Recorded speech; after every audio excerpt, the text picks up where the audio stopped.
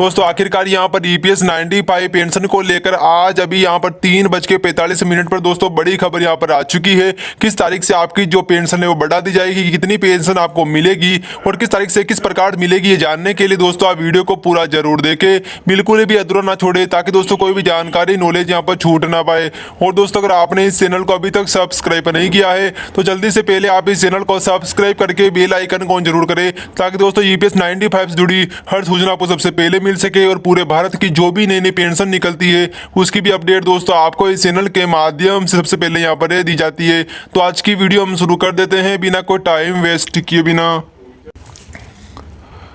तो दोस्तों देखिए ईपीएस 95 पेंशन को लेकर आज क्या बड़ी अपडेट यहाँ पर सामने आ रही है। एनएसी का राष्ट्रीय स्तर का महासंग्राम और यहाँ पर अभियान है बजट 2021 में यहाँ पर पेंशन वृद्धि के आसार है चलने वाले। तो किस प्रकार से आपको पेंशन मिलेगी, क्या अभियान इस बारे चलाया जा रहा है। हाल ही में दोस्तों यहाँ पर राष्ट्रीय संघर्ष समिति एनएसी की ओर से महासंपर्क अभियान की घोषणा की गई और एक चार्ट जारी करते हुए एनएसी के सभी पदाधिकारियों को अलग अलग नेताओं, मंत्रियों, संसद सदस्यों, प्रधानमंत्री, वित्त मंत्री, गृह मंत्री, श्रम मंत्री आदि से यहाँ पर संपर्क कर ईपीएस 95 पेंशन वृद्धि के लिए संपर्क महाअभियान चलाया गया है। कौन सा दोस्तों अभियान, यहाँ पर नया अभियान चला दिया गया है संपर्क महाअभियान, जिसमें यहाँ पर यह महासंपर्क अभियान है लगभग यहाँ पर 7/12 से लेकर 31 तक चलेगा, जो लगभग दोस्तों यहाँ पर 7 दिसंबर से शुरू हो चुका है और लगभग 31 जनवरी तक ये चलेगा। जिसमें दोस्तों इसका चार्ट है, आप सभी नीचे यहाँ पर देख सकते हैं और डाउनलोड भी आप कर पाएंगे। इसमें दोस्तों जैसा कि हम जानते हैं कि ईपीएस 95 पेंशन धारकों की मांगों को मंजूर करवाने हेतु आप सभी तरह के यहाँ पर जो द्वारा पिछले 4 सालों में तहसील स्तर से लेकर राष्ट्रीय स्तर तक दिल्ली तक हजारों आंदोलन सफलतापूर्वक संपन्न किए गए थे। यहाँ पर जो माननीय श्रम मंत्री जी की अपील पर एनएसी द्वारा सभी यहाँ पर आंदोलन वापस ले लिए गए थे। केवल एनएसी के मुख्यालय बूढ़धाना महाराष्ट्र का कर्मिक अनशन पिछले 715 दिनों से यहाँ पर अखंडित शुरू है, जिसमें दोस्तों अब यहाँ पर जो पेंशन वृद्धि के आसार है दिखने लगे हैं। अब यहाँ पर पेंशन में वृद्धि हो सकती है क्योंकि दोस्तों यहाँ पर नया अभियान यहाँ पर चला दिया गया है महासंपर्क महाअभियान, जिसमें दोस्तों आपकी जो पेंशन में वृद्धि है आसानी से हो पाएगी। अभियान दोस्तों लगभग यहाँ पर 7 दिसंबर शुरू हो चुका है, लगभग 31 जनवरी तक ये अभियान चलेगा। दोस्तों यहाँ पर पेंशन वृद्धि इस अभियान के तहत हो सकती है। सभी श्रम मंत्रियों का ये मानना है कि इस अभियान के तहत जो आपकी जो पेंशन है उसमें वृद्धि है हो सकती है और पेंशन आपको 7,500 प्लस डीए इस अभियान के तहत आपको मिलने के आसार है यहाँ पर नजर आ रहे हैं। इस हिसाब से दोस्तों ये अभियान है काफी यहाँ पर महत्वपूर्ण साबित होगा, इसलिए दोस्तों आप ये अभियान के माध्यम से जुड़े रहे। रोजगार मंत्रालय के द्वारा जो है प्रेस रिलीज की गई है और ये जो प्रेस रिलीज है 9 दिसंबर 2020 को की गई है। बाकी इस प्रेस रिलीज का लिंक मैंने वीडियो के डिस्क्रिप्शन में दे दिया, वहां पे जाके आप पूरी डिटेल से इस प्रेस रिलीज को पढ़ सकते हैं। बाकी मैं आपको पढ़ के सुना देता हूं इस प्रेस रिलीज में श्रम और रोजगार मंत्रालय ने क्या बताया है। तो यहाँ पे देख सकते हो श्रम और रोजगार मंत्रालय मंत्रिमंडल ने आत्मनिर्भर भारत रोजगार योजना यानी कि ABRY को मंजूरी दी और ये जो प्रेस रिलीज है 9 दिसंबर 2020 को रिलीज की गई है।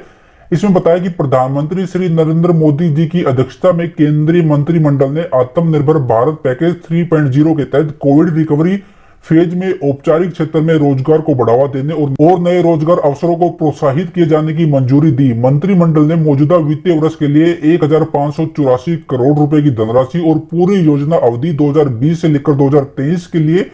22,810 करोड़ रुपए के व्यय को अनुमति दी है। इस योजना की प्रमुख विशेषताएं इस प्रकार है, यानी कि जो आत्मनिर्भर भारत रोजगार योजना है वो कौन कौन किस किस को मिलेगी, उसकी जो पात्र है, इसकी जो विशेषता है वो क्या है, यहाँ पे पूरी डिटेल से बताया है। आप इसका स्क्रीनशॉट भी ले सकते हो, बाकी मैं आपको पढ़ के भी सुना देता हूं। तो पहले नंबर पे यहाँ पे बताया कि भारत सरकार 1 अक्टूबर 2020 को या उसके बाद और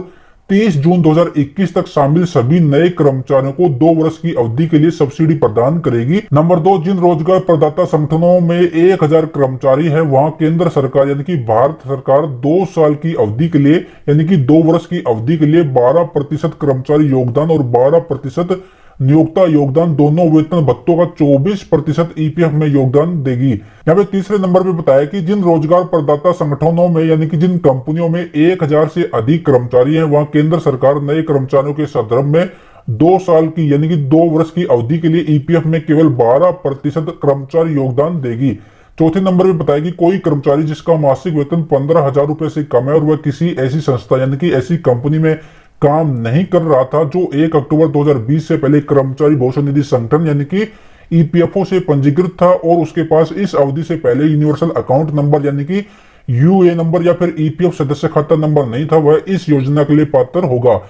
5वें नंबर पे बताया कि कोई भी ईपीएफ सदस्य जिसके पास यूनिवर्सल अकाउंट नंबर और उसका मासिक वेतन यानी कि महीने की जो सैलरी है 15,000 रुपए से कम, और यदि उसने कोविड महामारी के दौरान 1 मार्च 2020 से 30 सितंबर 2020 की अवधि में अपनी नौकरी छोड़ दी और इसे ईपीएफ के दायरे में आने वाले किसी रोजगार प्रदाता संस्था 30 सितंबर 2020 तक रोजगार नहीं मिला, वह भी इस योजना का लाभ लेने के लिए पात्र है। सदस्यों के आधार संख्या से जुड़े खाते में ईपीएफओ इलेक्ट्रॉनिक तरीके से इस योगदान का भुगतान करेगा, यानी कि अगर आपका यूएन अकाउंट है तो उसके साथ आधार कार्ड लिंक होना जरूरी है। उसके बाद जो है ईपीएफओ ऑनलाइन तरीके से जो बेनिफिट मिलेगा वो ट्रांसफर कर दिया जाएगा। नंबर 7 पर बताया कि इस योजना के लिए ईपीएफओ एक सॉफ्टवेयर को विकसित करेगा और एक पारदर्शी एवं जवाबदेही प्रक्रिया भी अपनाई जाएगी, यानी कि ईपीएफओ एक ऐसा सॉफ्टवेयर, एक ऐसा जो है प्रोसेस करेगा जिससे कि जो इसके पात्र हैं, जिनको इस योजना का लाभ मिलना चाहिए, उनको लाभ मिलेगा, वो जो है इस योजना से जो है वंचित ना हो सके। इसके लिए ईपीएफओ एक जो है सॉफ्टवेयर को विकसित करेगा।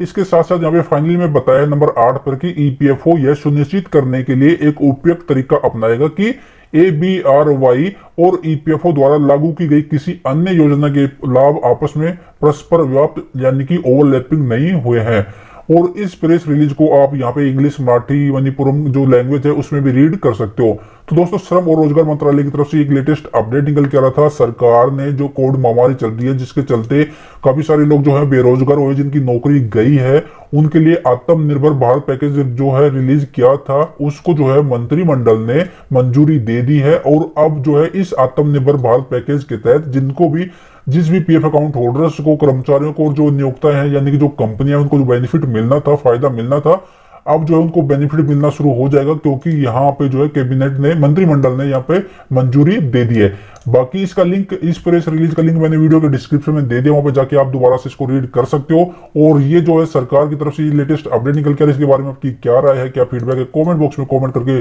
जरूर बताना। और अगर आप ईपीएफओ के मेंबर्स हैं, पीएफ अकाउंट होल्डर्स हैं, या फिर ईपीएस 95 पेंशनर्स इस तरह के रेगुलर अपडेट पाना चाहते हैं, तो चैनल को सब्सक्राइब करना बिल्कुल भी ना भूलें, वीडियो को लाइक करना, शेयर करना। मिलते हैं नए अपडेट के